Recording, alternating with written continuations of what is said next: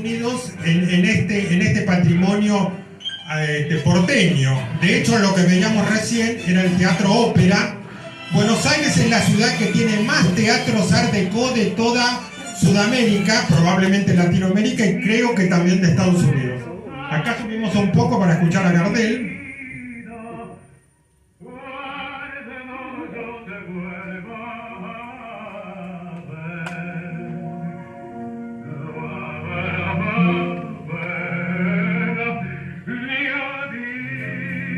Bueno, estamos viendo la calle Florida, ahora vamos a ver la Avenida de Mayo, pero en esa época, 1936 por ejemplo esto, fíjense que yo estoy usando un sombrero, este que está acá, es un rancho. Era inconcebible que un habitante saliera en verano sin el rancho, sin gorra y la mujer sin sombrero. Inconcebible. Fíjense que no hay ni uno sin sombrero, gorra o mujer una cloche. Era el típico sombrero. Florida en esa época, la iluminación maravillosa que tenía, y esta a ver si alguno la reconoce, es la tienda Gatti Chávez, que era una joya total a la altura de las mejores tiendas de París, ¿no? Esta, por ejemplo, el anexo Señoras, era muy grande, estaba en varios edificios, y todavía queda, fíjense las tiendas de fotografía. La gente no tenía cámara de fotos en medio popular, así que se sacaba fotos por grandes fotógrafos que después hacían ediciones para conservar dentro de un marco en una casa de familia. Acá está la Avenida de Mayo. Había este teatro, que no existe más, muy cerca del Teatro Avenida, el Sicarelli.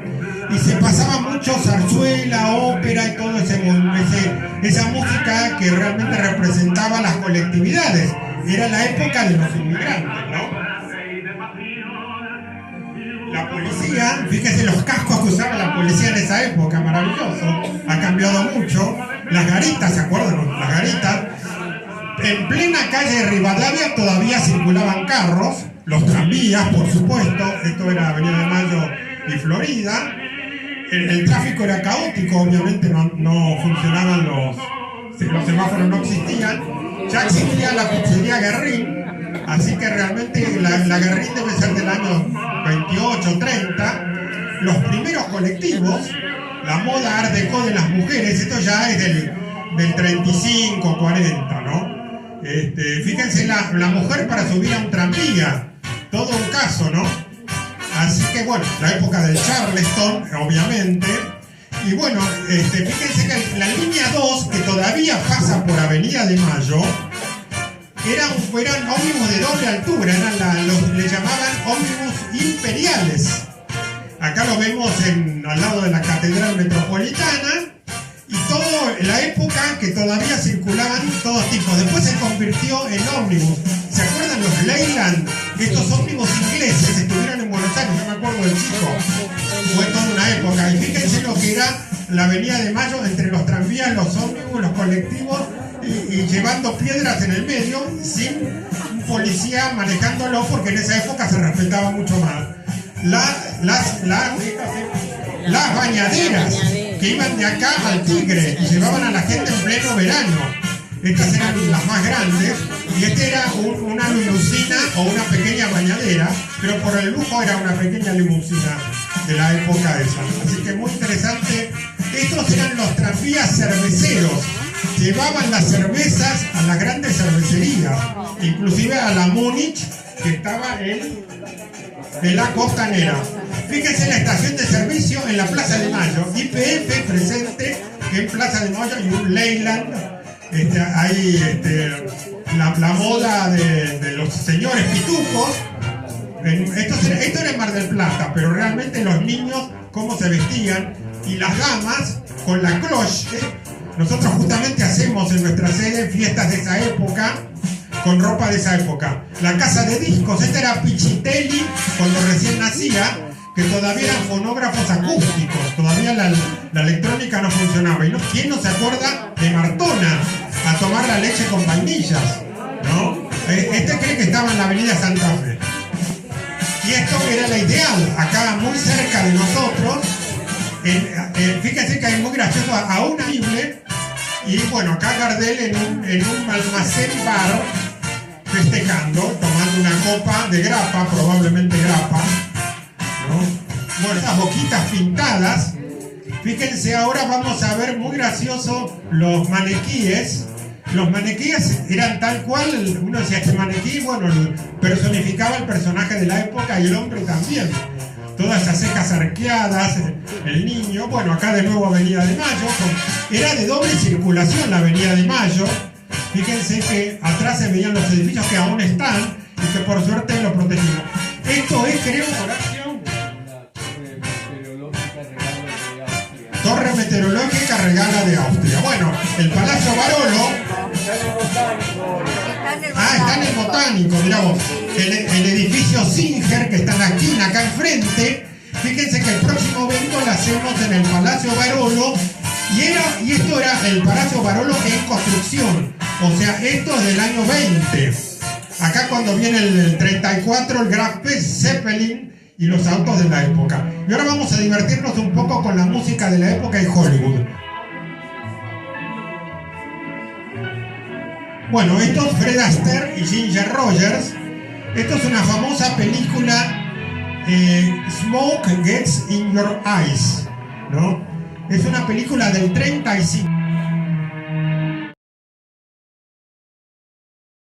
Algunos detalles sobre el Art Deco. Fue un movimiento que en realidad, como decía Willy, nace en Francia, en París puntualmente, y se desarrolla bastante temprano. En 1913 ya tenemos ejemplos en la ciudad de París. Luego llega a la Argentina. El punto culmine de la Argentina dentro del Art Deco es justamente en 1920. Es la época justamente en la que se construye el edificio del diario Crítica. Un movimiento arquitectónico muy criticado, como lo fue también el Art Nouveau, criticado desde lo más rancio de la arquitectura nacional. La Sociedad Central de Arquitectos era muy crítica de todos los movimientos, Connie Molina o Christophersen, que eran directamente los dioses de la arquitectura, tenían otros modelos que no eran precisamente los del Nouveau, un movimiento transgresor, y los del Art Deco, otro movimiento muy transgresor. Así todo, uno de los primeros ejemplos nacionales de Art Deco lo tenemos en el arquitecto Alejandro Virasoro. Virasoro trabajó un Art Deco que se podía adscribir en un principio a la vertiente francesa, a la vertiente de París. Hay que aclarar también que con el correr del tiempo este Art Deco se fue endureciendo, si se quiere, se fue perdiendo toda la carga, la gran carga ornamental que tenía en origen, y fue pasando lentamente hacia una cosa que se parecía mucho al racionalismo, una cosa muy despojada, donde los detalles ornamentales están muy focalizados. El señor Virasoro, por supuesto muy criticado, no solamente trabajó en Buenos Aires, sino que también trabajó en la ciudad de Mar del Plata. Esta que estamos viendo acá justamente es una de tantas versiones que tuvo el Art Deco. Una versión neogótica se lo llamaba, porque tiende a ser vertical, tiende a tener pináculos en los extremos del edificio y da una sensación de elevación como lo da la arquitectura gótica. Esta es la capilla, se llama justamente, es otro de estos ejemplos. Era una capilla, o sea, era un templo. Después vamos a ver algunos otros ejemplos de templos evangélicos que también adoptaron el Art Deco como arquitectura. En las casas particulares, en las grandes residencias de alquiler, los grandes edificios de alquiler, también se dio este movimiento del Art Deco, y justamente lo que estamos viendo, y también en las casas individuales, las casas unifamiliares. Era un movimiento que, si se quiere, era más barato de hacer un frente en estilo Art Deco que hacerlo en estilo Art Nouveau. El Nouveau era un poco complicado, era simétrico. El Deco en realidad es recto, es rectilíneo. Un capataz con cierto manejo del trabajo lo puede hacer perfectamente. Tiende a ser el Art Deco en Buenos Aires un tanto plano. solamente a veces lo que vemos que sobresale de los edificios son los balcones.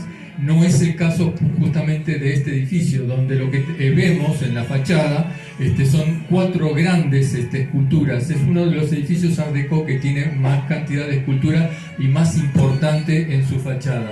Lo que estamos viendo es uno de los trabajos del arquitecto Kronfuss, que trabajó justamente en este estilo.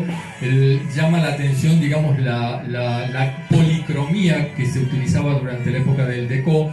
Esto es de Barangot, otro arquitecto también muy importante, que no solamente hizo este tipo de ejercicios arquitectónicos, sino que también lo vemos en el Palacio Pini, que está sobre la Diagonal Norte, y el estilo es absolutamente diferente. Realmente necesitaría una ayudita de mis amigos, digamos, para tener un mejor estado. O sea, las formas esas con las... Este es otro trabajo del arquitecto Virasoro. Los arquitectos Kalnay, que son los que justamente trabajan en este edificio, del cual después van a escuchar toda una explicación de la arquitecta Nalguero, comienzan trabajando juntos, son contratados juntos para realizar este edificio. Luego Andrés se separa y la terminación del edificio la culmina, digamos, Jorge Kalnay.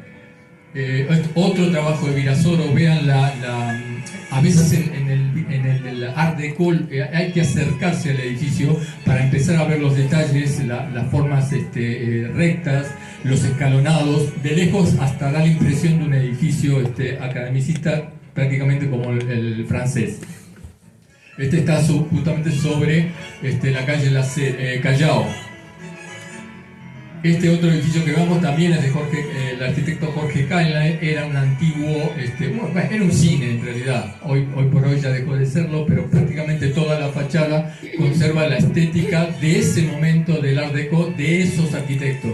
¿Por qué recalco esto? Porque la influencia de los Kalnay fue la influencia del Art Deco centroeuropeo. No era el Art Deco de París, no era el Art Deco de otra zona de Europa, era centroeuropeo.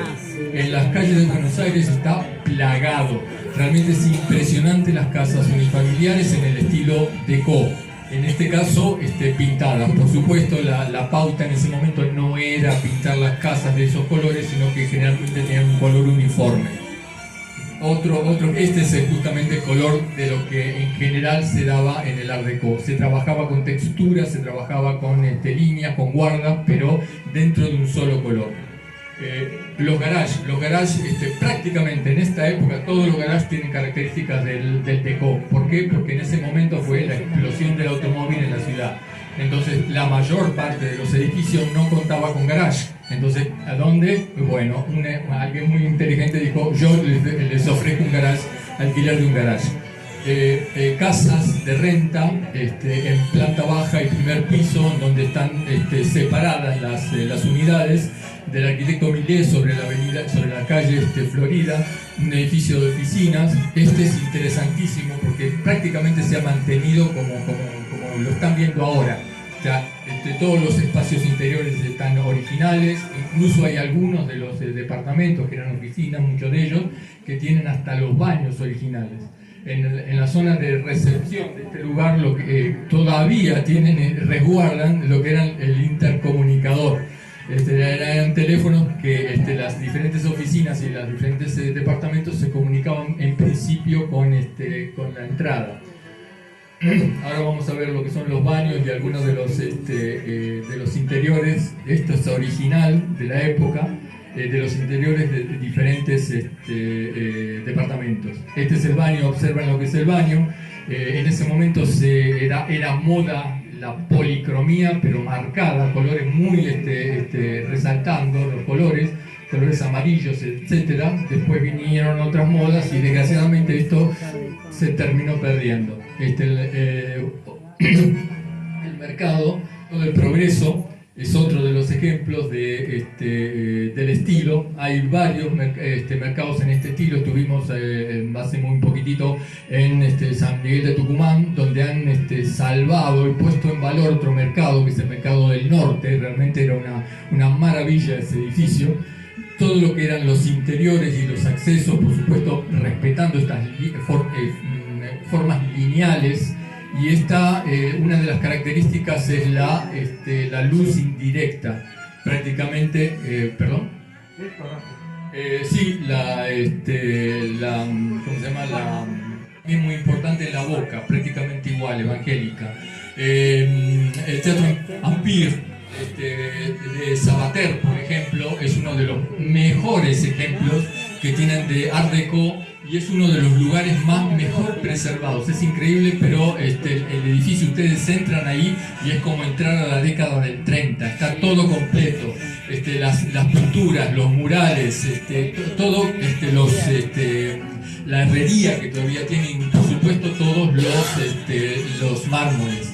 Este es uno de los murales más interesantes. Esto fue tapado durante la época del peronismo, luego se lo redescubrió. La sala es alucinante y les puedo asegurar que un chistido en la punta de la se escucha perfectamente en el otro extremo. El edificio Cábana, que ya está dando, muchísimas gracias, sí, al racionalismo. Es un edificio que presenta todo un perfil como los grandes rascacielos neoyorquinos, pero interiormente ya la decoración interior ya es muchísimo más cuidada y muchísimo más despojada.